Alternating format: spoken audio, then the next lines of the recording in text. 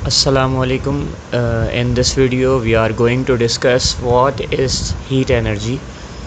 अच्छा, एक brief discussion करेंगे कि व्हाट इज़ हीट एनर्जी, कि हीट एनर्जी क्या है और डेली लाइफ में हम यहाँ पर इसको किस तरीके से पढ़ सकते हैं और समझ सकते हैं। हीट एनर्जी बेसिकली आपके पास एक इनविजिबल वेटलेस फ्लूइड है जिसको हम कैलोरिक कहते हैं। इसमें हम जितने भी ऑब्जेक्ट्स हमारे पास मौजूद हैं, दो कैटेगरी के अंदर हम इसको डिफरेंशिएट करते हैं।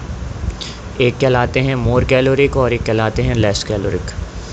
यानी इसमें ये बताया जा रहा है कि हीट जो है वो एक इनविजिबल, ना दिखने वाली, वेटलेस, जिसका कोई वेट नहीं होता, और फ्लूइड यानी कि ऐसा सब्सटेंस जो कि फ़्लो करे, वो है। तो इसको हम क्या कहते हैं? कैलोरिक। और हमारे पास जितने भी ऑब्जेक्ट्स होते हैं, दो ही किस्म के ऑब्जेक्ट्स हमारे पास पाए जाएंगे। एक कहलाएंगे मोर कैलोरिक और दूसरे कहलाएंगे लेस कैलोरिक। अच्छा, इन मोर कैलोरिक के अंदर भी एनर्जी मौजूद होगी और इन लेस कैलोरिक के अंदर भी जो है वो एनर्जी मौजूद होगी। अच्छा, हीट को हम इस तरीके से डिफ़ाइन तो करते हैं कि heat is a form of energy, लेकिन इसकी अहमियत, इसकी इम्पॉर्टेंस, इसकी सिग्निफिकेंस यहाँ पर डिस्क्राइब नहीं होती। हीट बेसिकली है क्या हमारे पास, ये समझना बहुत ज़रूरी है। वैसे तो बहुत सारी एनर्जीज़ होती हैं, kinetic energy, potential energy and so on. Kinetic energy की एक अपनी सिग्निफिकेंस है कि वो डिपेंड करती है मोशन ऑफ द बॉडी के ऊपर, और पोटेंशियल एनर्जी डिपेंड करती है पोजीशन ऑफ द बॉडी के ऊपर। तो हीट भी इसी तरीके से कोई एनर्जी होगी। तो हम इसको क्या कहते हैं कि ये इनविजिबल वेटलेस फ्लूइड है, यानी कि एक ऐसा सब्सटेंस जो कि नज़र ना आए, इसका कोई वज़न नहीं हो, यानी कि हम इसका कोई वज़न नहीं कर सकते, और ये एक फ़्लो में, एक डायरेक्शन में फ़्लो करता है। तो दो तरीके के हमारे पास सब्सटेंस, एक मोर कैलोरिक और एक लेस कैलोरिक, दोनों के अंदर एनर्जी ज़रूर होती है। किसी में ज़्यादा होगी, किसी के अंदर कम होगी। तो आगे बढ़ते हैं और मोर कैलोरिक के बारे में पढ़ते हैं। देखें, मोर कैलोरिक मैंने यहाँ पर एक एग्जांपल दी है कि एक मेरे पास बीकर है जिसके अंदर जो है वो एनर्जी काफ़ी ज़्यादा है। अच्छा, यहाँ पर ये जो मैंने रेड से आपके पास मॉलिक्यूल्स दिखाए हैं, ये बेसिकली नंबर ऑफ़ मॉलिक्यूल नहीं है, नंबर ऑफ़ एनर्जी है। इस बॉडी के अंदर जो एनर्जी मौजूद है वो इतनी मौजूद है। और इस बॉडी के अंदर जो लेस कैलोरिक है, इसके अंदर एनर्जी देखें, इसकी एनर्जी का अमाउंट जो है वो कम है। तो एक मोर कैलोरिक जिसके अंदर एनर्जी का अमाउंट ज़्यादा होता है, और एक ऐसा सब्सटेंस यानी कि एक ऐसी बॉडी जिसके अंदर एनर्जी की अमाउंट क्या होती है, कम होती है, उसको लेस कैलोरिक कहते हैं। तो हमारे पास हीट एनर्जी क्या है? हीट एनर्जी वो एनर्जी नहीं है जो बॉडी कंटेन कर रही है। ये बॉडी जो कंटेन कर रही है एनर्जी, ये बॉडी जो कंटेन कर रही है एनर्जी, इसको हीट नहीं कहते। तो हीट कहते किसे हैं? हीट कहते हैं हम amount of energy transfer from one body to another body. जब एनर्जी एक बॉडी से दूसरी बॉडी के अंदर ट्रांसफ़र होगी, तो ये ट्रांसफ़र होने वाली एनर्जी जो है वो आपके पास हीट कहलाती है। तो अब आपके पास जब एनर्जी ट्रांसफ़र होगी एक बॉडी से दूसरी बॉडी में, तो आपके पास जो दूसरी बॉडी है उसकी एनर्जी बढ़ना शुरू हो जाएगी, और पहले वाले की कम होना शुरू हो जाएगी, इसकी बढ़ना शुरू हो जाएगी।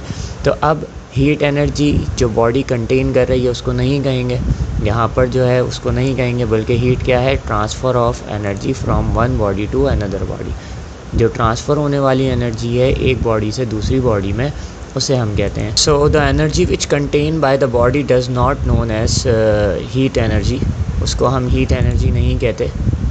तो फिर क्या कहते हैं वो हम आगे चल के पढ़ेंगे कि बॉडी अगर जो एनर्जी कंटेन करती है उसको हीट नहीं कहते, तो कोई सी एनर्जी तो कहेंगे। तो कौन सी एनर्जी होती है उसको हम आगे चलकर एक नए टॉपिक के अंदर डिस्कस करेंगे। So heat energy, what is heat energy? The amount of energy which transfer from one body to another body is known as heat energy. जो एक बॉडी से दूसरी बॉडी के अंदर एनर्जी ट्रांसफ़र होती है उसको हीट एनर्जी कहा जाता है। इसको हम समझते हैं एक एग्जाम्पल से कि energy transfer due to temperature difference. Energy जो ट्रांसफ़र होती है वो टेम्परेचर डिफरेंस के मदद से होती है, यानी कि जब जहाँ पर टेम्परेचर डिफरेंस होता है वहाँ पर एनर्जी ट्रांसफ़र होगी। जैसे कि इस सिनेरियो में आप देख रहे हैं कि आपके पास एक सराउंडिंग है, एक एतराफ़ का एरिया है इसका, और एक सिस्टम है। सिस्टम में हमारे पास एक टी कप मौजूद है और इसके अंदर यकीनन हॉट टी मौजूद है, गर्मा गर्म चाय मौजूद है।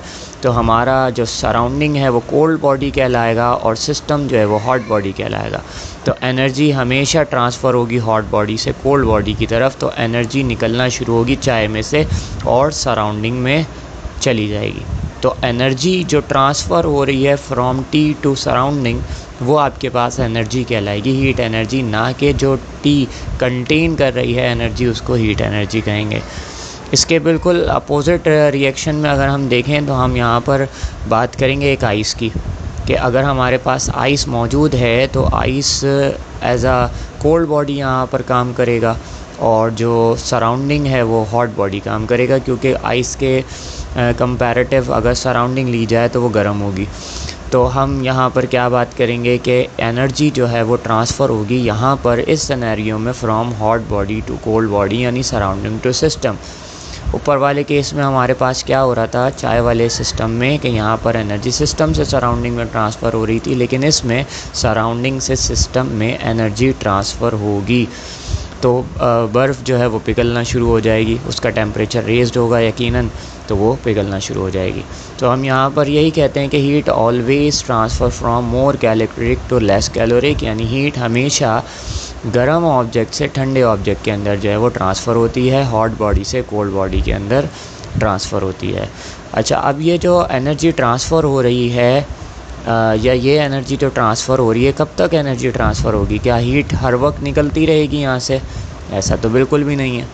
क्या हीट हर वक्त निकलती रहेगी? नहीं, हीट एक सर्टेन अमाउंट तक निकलेगी, फिर ट्रांसफ़र ऑफ एनर्जी वहीं पर स्टॉप हो जाएगी। ऊपर लिखा हुआ है energy transfer due to temperature difference, कि जब सराउंडिंग और टेम्परेचर, सराउंडिंग का टेम्परेचर, सिस्टम का टेम्परेचर बराबर हो जाएगा तो ये फ़नोमेना यहीं पर स्टॉप हो जाएगा, फिर एनर्जी ट्रांसफ़र नहीं होगी क्योंकि दोनों का टेम्परेचर सेम हो गया। और इस पॉइंट को हम कहते हैं थर्मल इक्विलिब्रियम। ठीक, तो इसको ये याद रखिएगा, थर्मल इक्विलिब्रियम क्या है कि when the temperature of source and system या when the temperature of surrounding and system are equal, temperature जो सराउंडिंग का और सिस्टम का है वो इक्वल हो जाए तो उस कंडीशन में कोई हीट ट्रांसफ़र नहीं होती और उस कंडीशन को क्या कहते हैं? Thermal equilibrium. तो यहाँ पर भी ऐसे ही होगा कि हीट एक हद तक ट्रांसफ़र होगी, फिर दोनों का टेम्परेचर जब ये वाटर बन जाएगा तो वाटर का टेम्परेचर और सराउंडिंग का टेम्परेचर इक्वल हो जाएगा, तो हम ये कहेंगे कि ये थर्मल इक्विलिब्रियम में होगा। So there is no transformation of heat from system to surrounding and surrounding to system. ठीक, तो आगे बढ़ते हैं। कुछ हीट की यहाँ पर यूनिट्स मौजूद हैं कि heat can be measured in calories, joules and BTU। Heat को हम कैलोरीज़ के अंदर मेजर करते हैं, जूल्स के अंदर मेजर करते हैं और BTUs में। बिल्कुल उसी तरीके से जब हम कहीं पर भागते हुए जाते हैं तो हम बोलते हैं कि हमारी कैलोरीज़ बर्न हो रही हैं। मतलब क्या है कि हमारे जिस्म के अंदर से हीट खारिज हो रही है, हीट निकल रही है। The amount of energy transfer from one body to another body, यानी हमारे जिस्म से जो एनर्जी ट्रांसफ़र होगी तो यकीनन वो हीट एनर्जी ट्रांसफ़र हो रही है। एनर्जी ट्रांसफ़र होने वाली एनर्जी को हीट एनर्जी कहते हैं। तो हमारे जिस्म में से जो एनर्जी बाहर निकलती है उसे क्या कहते हैं? कैलोरीज़। ठीक, हीट एनर्जी। अच्छा, बाकी जूल जो है वो आपके पास एनर्जी का स्टैंडर्ड यूनिट है, ऐसा यूनिट है। बाकी आपके पास ब्रिटिश इंजीनियरिंग सिस्टम में BTUs, ब्रिटिश थर्मल यूनिट में भी हम इसको काउंट करते हैं। बाकी अगर हम इसकी कन्वर्जन देखें तो ये अब एक जगह आप नोट कर लीजिए अपने पास कि 1 कैलोरीज़ जो है वो बराबर होता है 4.18 या फिर 4.2 जूल। ठीक, और उसके बाद अगर हम देखें तो 1 BTU आपके पास बराबर होता है 252 कैलोरीज़ के। और इसी तरीके से अगर हम बात करें तो 1 BTU बराबर होता है 1055 जूल्स के। तो होप ये चीज़ आपको समझ में आई है। अच्छा, अब इसी से रिलेटेड हम एक एग्ज़ाम्पल यहाँ पर डेली लाइफ की ले लेते हैं और एक रीज़न के तौर पे भी ये है कि why we feel burning sensation when holding an ice cube, कि जब हम एक आइस क्यूब को होल्ड करते हैं तो हम अपने हाथ में बर्निंग सेंसेशन प्रोड्यूस होता हुआ फील करते हैं। तो ऐसा क्यों होता है? क्योंकि आइस तो ठंडी है तो हमें यहाँ पे ठंड का एहसास होना चाहिए, लेकिन थोड़ी देर बाद हमें जलन महसूस होने लग जाती है।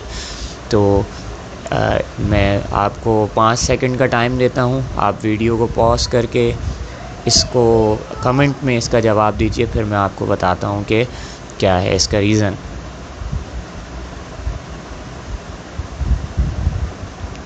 जी, मैंने सवाल ये किया है कि why we feel burning sensation while holding an ice cube.